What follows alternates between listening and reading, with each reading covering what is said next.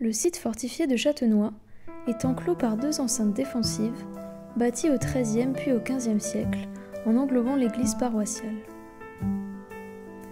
2 monuments constituent les emblèmes de ce village, la tour-porte et le clocher.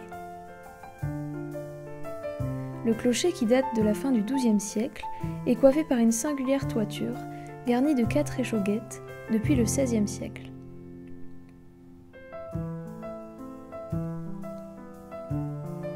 La partie inférieure de cette tour, qui remonte peut-être au XIe siècle, a longtemps servi de chœur à l'église primitive.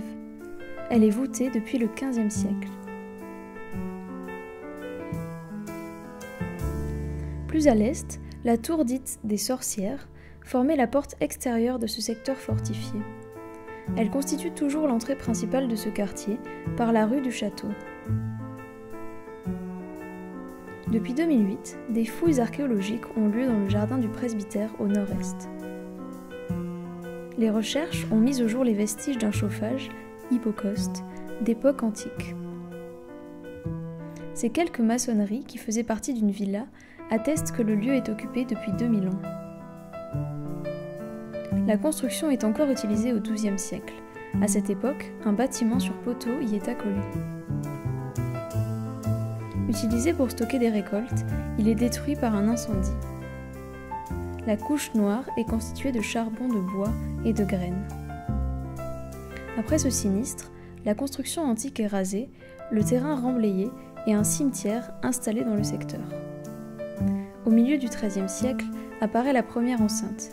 Ce secteur est alors progressivement occupé par des maisons en pierre. Vers la fin du Moyen Âge, ces constructions sont associées à la production de vin. Du côté est, le grand bâtiment reçoit le pressoir dont les traces ont été observées au sol. Un puits circulaire reçoit le Trotzstein, un contrepoids de granit qui aidait à actionner le bras.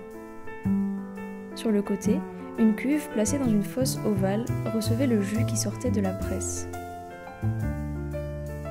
Dernier des édifices placés dans ce site, en limite sud, l'Amthaus, ou maison du bailli, remplace une maison plus petite.